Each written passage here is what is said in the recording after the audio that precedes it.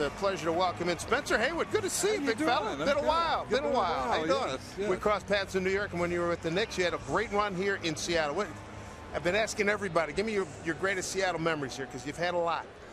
Well, I had an awful lot because I grew up here. I came out of like college right here, and was at that time was the youngest player in the NBA. So. And at that time, it is history too. Yeah, that's right. And you had come over from the ABA. You had a lot of success over there. I had 1 year over there, and I left school early on the original case. Right, I remember that. Right here in Seattle. Yeah, a lot of history. The original hardcore? What did they call it at that time? At the time, it was the hardship. Hardship. That's what it was. Yeah. Exactly. Boy, what a wonderful stadium. I mean, this is so beautiful. Yeah, this is one of the jewels in all of baseball. Hey, I want to get the chronology straight. In '68, you won, helped the U.S. win Olympic gold medal, in Mexico City. Who were some of the guys on that club? JoJo White, Charlie Scott, Mike Silliman, and our teammates that year was George Foreman in boxing. Yeah, that's right. John Carlos, Tommy Smith in track. A memorable year, to say the least. Exactly. I remember. We were talking about the boycott of '68, and we were discussing it in the locker room. Whether you guys should join in, right? No, yeah, right. In the locker room, and the great Jesse Owens came in, and he was talking with us, and he turned in a fit of anger, and he said, "How would you guys feel if you had to run before Hitler?" And we were like, "It's time to go to work." Right. That's a good point. Yeah, that carried a little impact. Exactly. Carried a little impact. Yeah, Mr. Man, you're looking awful sharp. Well, thank you. Thank you. It is television, but thank you very much. Tell me this: you come from the ABA, then you come over here to Seattle. Yeah. What was that like? You know, the first hardship case. And you're carrying a lot on you at the time. You're a young kid. Yeah. Well, I was not only I came over to just play. I was also at the Supreme Court at that time, so I had to go through all of the court system and everything. But I had a good advisor around me, and my player and my point guard, as well as my coach, Lenny Wilkins. There you go. It was just, and not only that, but Seattle provided me with a stable family, and the whole idea of like a city just embracing you and carrying you on their backs. And that was a volatile time too, right? Oh, sheesh. Very, very. Because I would have like 10 days of play and 10 days of injunctions against me. And they would throw me out on the concrete or wherever. But I couldn't go into the arenas. No kidding. Yeah. That's a big difference. Yeah. Wow.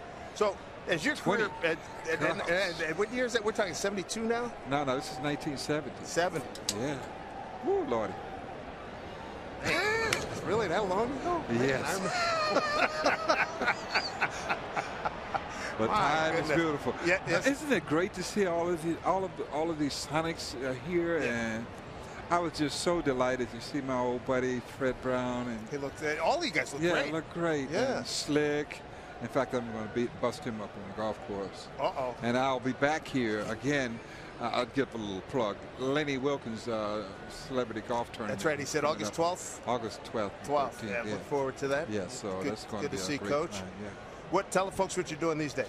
Well, what I do is I build flooring for the stadiums, and also I am working with the MGM and Bellagio, all of those. My company is Haywood, the Haywood Group LLC, along with American Community Builder. I own them both, so we do all of the flooring for the hotels and casinos. How long have you been at that?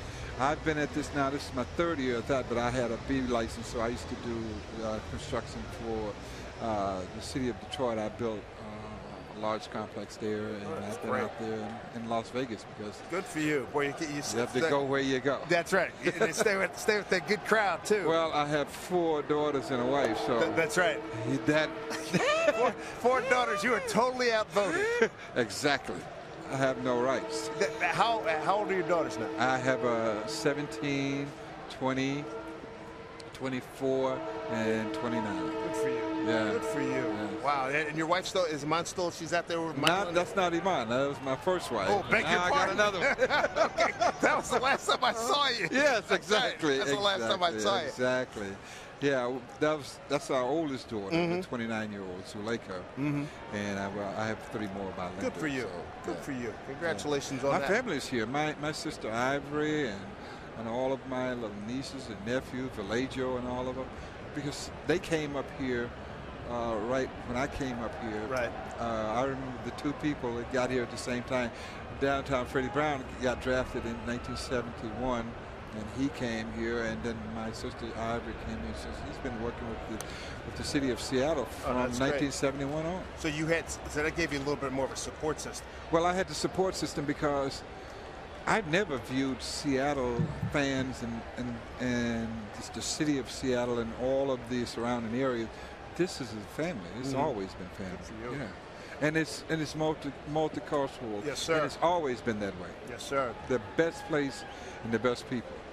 Yes. We will second that. Yeah. Spencer Haywood joining us. Mike Karp checks his swing.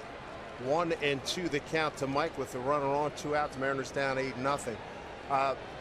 Who hadn't you seen in this group? I mean, it's always fun when guys, this group dynamic and guys get together for the first time. Who's the guy you hadn't seen in the longest time? I see them all because we do. Gary and I are up in Las Vegas, so he's trying to get his golf game together. I won't tell him. So I see all of the guys. I see them because I'm very hands-on guy. So we all get together at all of the NBA retired players and, and events and so on. Beautiful. So we're trying to do like you guys are doing. That's right. How have you seen the game change since 1970? Here we are, 2011. Well, it's probably going to be strange coming out of my mouth, but I would like to see guys spend 1 or 2 years in college or whatever, because not like baseball or tennis or any of the other sports. Basketball, you have to have a little taste of maturity because you have to read the playbooks, and it's a fast-paced game. We play 3 to 4 games a week, you know. So, and you're going from 4 to 5 different cities, and I just would like to see that maturity. Not only that, but I would love to see the veterans stay a little longer with the game because they can teach the young guys to play. But see, you have in the NBA, you'll have like 4 and 5 guys who are sitting on the bench with suits on. I mean, street clothes. But they say, you know what? He's a great prospect. Jeez. Yeah, I hear you. Well, let him prospect someplace else and then come into the NBA. Yeah. Spencer, all the best. God bless. Good to see you. Thank you.